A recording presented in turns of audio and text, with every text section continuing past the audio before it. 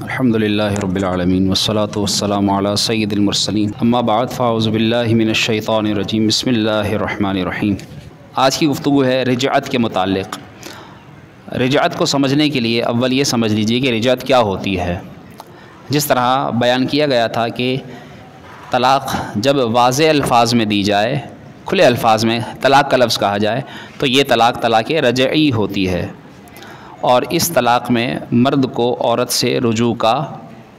پہلے سے نکاح ہوتا ہے اسی نکاح پر باقی رکھتے ہوئے اس کو نکاح میں واپس لینا، یہ رجعت کہلاتا ہے۔ مرد کو اس کا اختیار ہوتا ہے۔ اس لیے قرآن کریم میں اس کے متعلق ذکر کیا گیا وَإِذَا طَلَّقْتُمُ النِّسَاءَ، اگر تم جب عورتوں کو طلاق دو اور ان کی عدت پوری ہونے والی ہے اور تم چاہو کہ انہیں واپس لے آؤ، انہیں واپس رکھ لو، انہیں نہ چھوڑو، مطلقاً آزاد نہ کرو، تو پھر فَأَمْسِكُوهُنَّ بِمَعْرُوف، تو انہیں خوبی کے ساتھ روک لو، یعنی تم انہیں واپس اپنے نکاح میں باقی رکھ سکتے ہو۔ رسول اللہ صلی اللہ علیہ وسلم کی بارگاہ میں حضرت عبداللہ بن عمر، حضرت عمر کے بیٹے نے جب اپنی زوجہ کو طلاق دی تو آپ صلی اللہ علیہ وسلم کو جب پتہ چلا تو حضرت عمر سے ارشاد فرمایا، یعنی ان کے والد سے، کہ اپنے بیٹے سے کہو کہ وہ رجعت کر لیں، یعنی اپنی عورت کو نکاح میں باقی رکھیں، اگر طلاق دے بھی دی ہیں تو رجوع کر لے۔ رجعت کا معنی یہ ہے، یعنی اس کی جو شرعی تعریف علماء نے لکھی ہے کہ جس عورت کو طلاق رجعی دی گئی ہو، عدت کے اندر اس سے اسی پہلے نکاح پر رجوع کر لینا اور اسے نکاح پر باقی رکھنا، یہ رجعت کہلاتا ہے۔ اس کے کئی احکام ہیں۔ رجعت کا طریقہ بھی ہے، یعنی جس طرح طلاق دینے کا طریقہ ہے، بیان کیا گیا تھا کہ عورت کو پاکی کے دنوں میں اگر مرد نے طلاق دینی ہی ہے تو ایک طلاق دے اور پھر اس کی عدت ختم ہو جانے دے اور وہ نکاح سے نکل جائے گی، تو یہ سب سے اچھا طریقہ ہے طلاق دینے کا۔ اور اگر کوئی ایک طلاق دینے کے بعد ابھی اس کا 1 مہینہ گزرا، پھر اس کے پاکی کے دن دوبارہ شروع ہوئے، اس نے اس کو پھر طلاق دے دی ایک اور، تو اس طرح اگر وہ اس کے پاکی کے دنوں میں اس کو ہر مہینے طلاق دیتا ہے تو یوں اس کا یہ طلاق دینا طلاق احسن کے مقابلے میں کچھ کم بہتر ہے، یعنی حسن ہے۔ احسن زیادہ اچھا طریقہ نہیں ہے، کچھ کم طریقہ ہے، جبکہ سب سے برا طریقہ طلاق دینے کا یہ کہ ایک ساتھ ہی بندہ عورت کو 3 طلاقیں دے دے، تو یہ سب سے برا طریقہ ہے۔ تو جس طرح طلاق دینے کا طریقہ ہے، اسی طرح رجوع کرنے کا بھی طریقہ ہے۔ طلاق دینے میں یاد رکھیے کہ گواہ شرط نہیں ہے، جیسے نکاح میں گواہ شرط ہیں۔ نکاح گواہوں کے بغیر نہیں ہوتا۔ جس طرح آج کل لوگ بسا اوقات گواہ بنانے کے معاملے میں بسا اوقات غفلت کرتے ہیں، اس کے اعتبار سے بھی یہ یاد رکھیے کہ جب کسی کو گواہ بنایا جائے تو کوشش یہ کی جائے کہ وہ رشتہ داروں میں سے ہوں، تاکہ بعد میں ان کو ڈھونڈنا آسان ہو۔ کل کو کوئی مسئلہ ہوتا ہے تو پھر ان کا ملنا آسان ہوتا ہے۔ اور ان رشتہ داروں میں بھی وہ قریب کے رشتہ دار ہوں جن کا عورت سے، یعنی لڑکی اور مرد، لڑکے دولہا دلہن سے رشتہ داری کا تعلق ہو۔ رشتہ داری سے مراد یہ کہ وہ اس کا ماموں ہو، چچا ہو، بھائی ہوں، یا اس طرح اس کے پھوپھی زاد ہوں وغیرہ وغیرہ، جن کا خونی رشتہ بنتا ہو، ماں کی طرف سے یا باپ کی طرف سے، تو وہ گواہ ہوں۔ پھر ان میں بھی زیادہ اچھا یہ ہے کہ جو بہت زیادہ عمر والے نہ ہوں، ان کے مقابلے میں کم عمر والوں کو گواہ بنانے میں ترجیح دی جائے۔ ہمارے ہاں زیادہ عمر والوں کو ترجیح دی جاتی ہے۔ یاد رکھیے کہ اس اعتبار سے علماء نے اس لیے لکھا ہے کہ یقیناً جس کی عمر زیادہ ہوگی، مثال کے طور پر کوئی 80 سال کا، 90 سال کا، تو اس کی کم زندگی باقی ہے۔ اس کے مقابلے میں جو جوان ہے، جس کی عمر ابھی 20 سال ہے، تو 20 سال کا بندہ، آدمی، لڑکا گواہ بن سکتا ہے، تو اس کے جینے کے چانسز زیادہ ہیں۔ ورنہ موت تو کسی کو بھی آ سکتی ہے، لیکن عموماً طریقہ یہ ہوتا ہے کہ جس کی ظاہر 60-70 کراس ہو گئی تو وہ قریب ہے موت کے۔ تو اس میں ہم سب کے لیے عبرت بھی ہے کہ جیسے جیسے ہماری عمر بڑھ رہی ہے، اس طریقے سے، اس اعتبار سے ہمیں اپنی موت کو زیادہ یاد رکھنا چاہیے۔ لیکن جوان بھی غافل نہ ہو۔ بسا اوقات بوڑھے سے پہلے جوان بھی چلا جاتا ہے، باپ سے پہلے بیٹا بھی مر جاتا ہے، ماں سے پہلے بیٹی بھی چلی جاتی ہے، شیر خوار بچہ بھی مر جاتا ہے۔ تو موت تو اللہ کے ہاں مقرر ہے، لیکن ایک اصول یہ ہے۔ تو اس طرح گواہ میں، جس طرح میں نے 2-3 باتیں ذکر کی کہ غیر نہ ہو، بالکل چلتا پھرتا بندہ نہ ہو، بلکہ رشتہ دار ہو۔ رشتہ داروں میں سے بھی خونی رشتہ دار ہو۔ خونی رشتہ داروں میں سے بھی پھر جس کی عمر کم سے کم ہو، یعنی ہو وہ بالغ، عاقل بالغ، لیکن کم عمر ہو۔ لیکن آج کل جو کورٹس میں گواہ بنائے جاتے ہیں تو وہ بالکل ہی ایسے ہوتے ہیں کہ جن کو یہ خود نہیں جانتا، اگرچہ شناختی کارڈ کے ذریعے ان کی شناخت کرنا آسان ہو جاتا ہے، لیکن پھر بھی بہرحال رشتہ دار کو پھر بھی اس کے مقابلے میں ڈھونڈنا آسان ہے۔ تو جو کورٹس وغیرہ میں گواہ بلائے جاتے ہیں، اگر وہ گواہ شرعی ہیں، ظاہر ہے مرد ہیں، مسلمان ہے، عاقل بالغ ہے، تو گواہ ہو گئے اور گواہ سے نکاح ہو جاتا ہے۔ لیکن طلاق کے لیے گواہ شرط نہیں ہے۔ بس اوقات یہ لوگ کہتے ہیں کہ بس مرد نے عورت کو دی اور عورت بھی تھی نہیں، اس نے سنا نہیں، مرد نے طلاق دی تو طلاق ہو گئی، اب چاہے کوئی گواہ ہو یا نہ ہو، یا عورت سنے یا نہ سنے، یہ بھی شرط نہیں ہے۔ عورت کو اس نے ویسے ہی کمرے میں کہہ دیا دیگر لوگوں کے سامنے میں کہ طلاق طلاق طلاق، تو طلاق دینے سے طلاق ہو گئی۔ اسی طریقے سے جس طرح طلاق کے گواہ شرط نہیں، لیکن طلاق دے دی، طلاق رجعی دے دی، تو اب اس کے لیے اگر وہ رجعت کرتا ہے، اس سے رجوع کرتا ہے، تو پھر رجعت کا مسنون طریقہ یہ ہے کہ کسی لفظ سے رجعت کرے، یعنی کہہ کر الفاظ میں وہ رجوع کرے اور رجعت پر 2 عادل شخصوں کو گواہ کرے، یعنی جن کو گواہ بنایا جا سکتا ہو ان کو گواہ بنا کر وہ رجوع کرے، اور عورت کو بھی اس کی خبر کر دے کہ عدت کے بعد وہ کسی اور سے نکاح نہ کر لے، یعنی عورت کو بھی بتا دے اگر اس نے کہا ہے تو کہہ کر 2 بندوں کو گواہ بنائے اور گواہ بنا کر ان کو پھر کہہ دے کہ میں نے رجوع کیا، اور پھر عورت کو بھی خبر پہنچا دے کسی کے ذریعے، یعنی کسی بندے کو بھیج کر، یا آج کل جس طرح دیگر ذرائع ہیں کال کے ذریعے، میسیج کے ذریعے خبر اس تک پہنچا دے۔ اس میں یہ مسئلہ بھی ذہن میں رکھیے کہ اگر بالفرض مرد نے اس کو خبر نہیں دی، عورت کو اس کو پتہ نہیں چلا اور یہ رجوع کر چکا ہے 2 گواہوں کے سامنے، تو علماء نے کتاب میں لکھا ہے مسئلہ کہ اگر اس عورت نے عدت کے بعد اور کسی سے نکاح کر بھی لیا اور یہ مرد ادھر رجوع کر چکا تھا، تو اس دوسرے نکاح کو توڑا جائے گا، یعنی ان میں جدائی کر دی جائے گی، اگرچہ وہ آپس میں میل ملاپ بھی کر چکے ہوں، کیونکہ وہ نکاح ہوگا ہی نہیں، کیونکہ ادھر رجوع ہو گیا تھا تو رجوع کی وجہ سے وہ اب اس کے نکاح میں باقی تھی، اور جب تک عورت کسی کے نکاح میں باقی ہو وہ کسی اور سے اول تو نکاح کر ہی نہیں سکتی، کر بھی لے گی نکاح تو ہوگا نہیں، ٹھیک ہے۔ ایسے ہی رجعت کے الفاظ جیسا کہ ذکر کیا گیا کہ رجعت الفاظ سے، یعنی کہہ کر کرے، اس کے الفاظ یہ کہے کہ وہ یوں الفاظ کہے کہ میں نے تجھ سے رجوع کیا، تجھ سے رجعت کیا، یعنی تجھے واپس اپنے نکاح میں لیا، یا وہ یہ کہے کہ میں نے اپنی زوجہ کو واپس لے لیا یا روک لیا، تو یہ سارے صریح الفاظ ہیں، ان سے اس کا رجوع درست ہو جائے گا، اور اس میں اس کی نیت رجعت بھی نہ ہو تب بھی اس کا یہ الفاظ کہنا ہی کافی ہوگا۔ یا اگر اس نے ایسے الفاظ کہے کہ تو میرے نزدیک ویسی ہی ہے جیسے پہلے تھی، یا تو میری عورت ہے، مراد اس کی یہی ہے کہ تو میری بیوی ہے، تو اب نیت رجعت یعنی رجوع کی نیت کرے گا تو اس کی رجعت صحیح ہوگی، ورنہ نہیں۔ ایسے ہی اگر وہ نکاح کے الفاظ بھی کہہ دیتا ہے تو بھی اس کی رجعت یعنی رجوع اس کا صحیح ہو جائے گا۔ ایسے ہی جس طرح کہہ کر رجعت کی جاتی ہے، اسی طرح فعل سے بھی رجعت ثابت ہو جاتی ہے، اور فعل سے مراد یہ ہے کہ مرد عورت کو چھو لے بشہوت، اسے ہاتھ لگا لے، تب بھی اس کا رجوع درست ہو جائے گا۔ یوں ہی مسئلہ اس میں یہ بھی بیان کیا گیا کہ اگر عورت نے مرد سے کہا کہ میں نے تجھ سے رجوع کر لیا، مرد نے نہیں کہا، عورت نے کہا، تو رجوع نہیں ہوگا، اس میں مرد کا اعتبار ہے، مرد رجوع کرے گا۔ یوں ہی علماء نے لکھا ہے کہ رجوع کرنے میں مثال کے طور پر مرد کہتا ہے کہ میں رجوع کرنا چاہتا ہوں اور عورت کہتی ہے نہیں میں تو نہیں آ رہی واپس، تو عورت کا راضی نہ ہونا کوئی معنی نہیں رکھتا، اگر وہ انکار بھی کرے گی تب بھی مرد کے رجوع کرنے سے رجوع ہو جائے گا،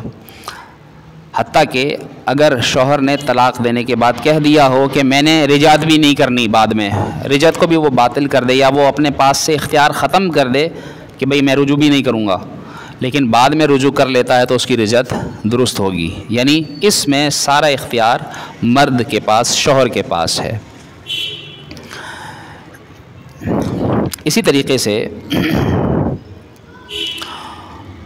کتابوں میں اسی یعنی رجعت کے کئی مسائل تحریر کیے گئے ہیں. تقریباً 40 کے قریب اس کے مسائل بحر شریعت میں تحریر ہیں،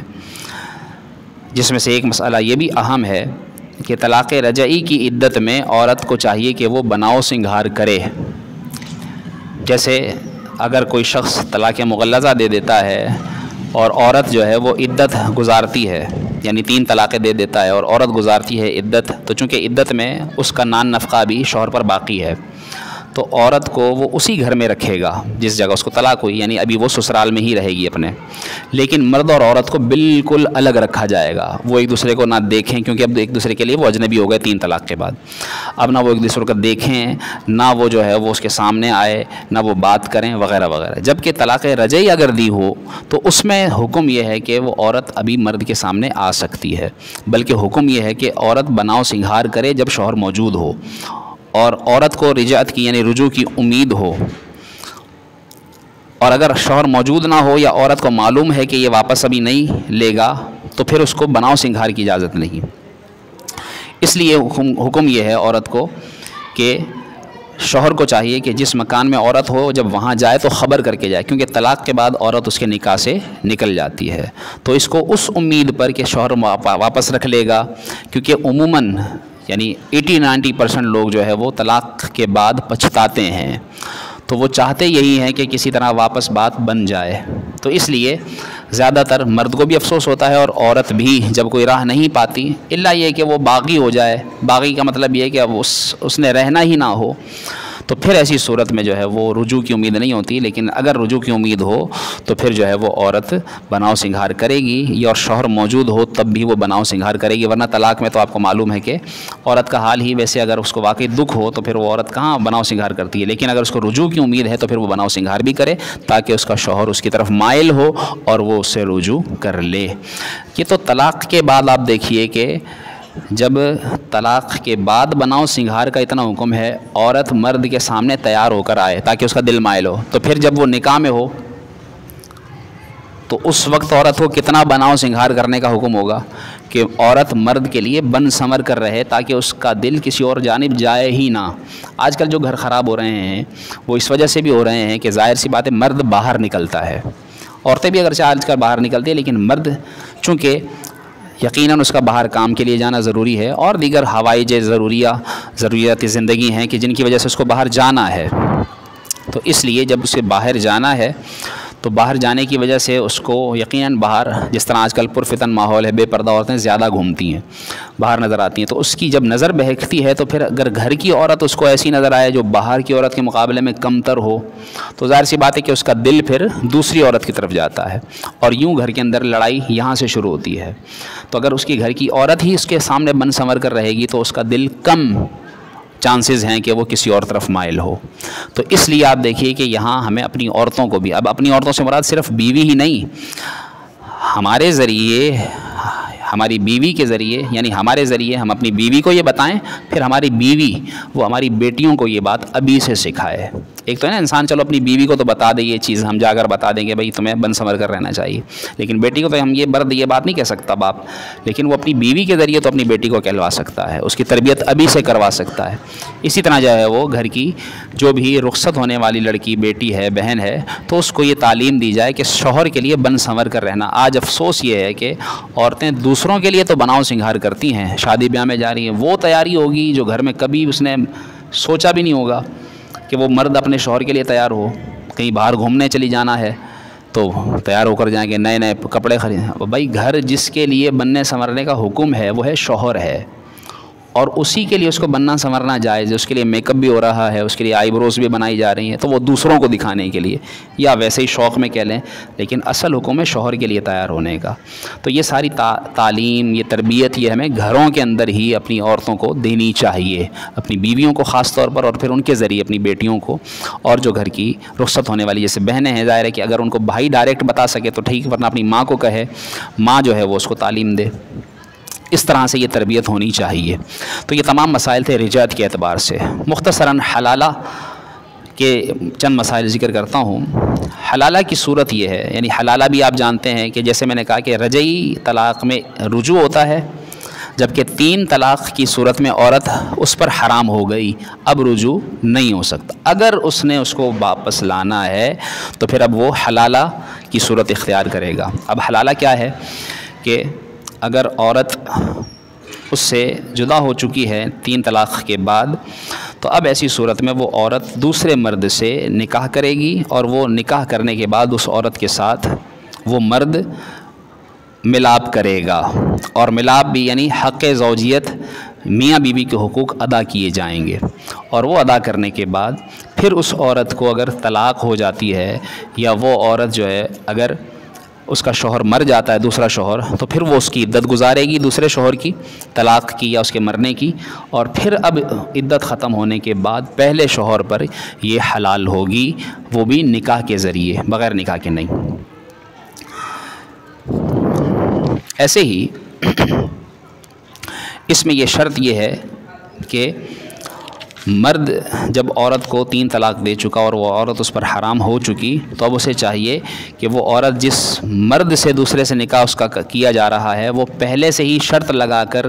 یوں نہ کیا جائے کہ بھئی ہم حلالے کے لیے نکاح کر رہے ہیں، جس طرح آج کل یہ بھی چل رہا ہے کہ بھئی کسی کی بہن بیٹی کو 3 طلاق ہو گئی، یا کسی نے اپنی بیوی کو طلاق دے دی، اب وہ ایسی جگہ ڈھونڈ رہا ہے کہ کسی طرح اس کا نکاح کروا کے اور پھر اس سے جو ہے نا طلاق دلوا کے، اور پھر جو ہے وہ اگرچہ شرعی حکم تو علماء نے یہ لکھا ہے کہ اس طرح بھی حلالہ تو ہو جائے گا، لیکن یہ طریقہ اختیار کرنا منع ہے۔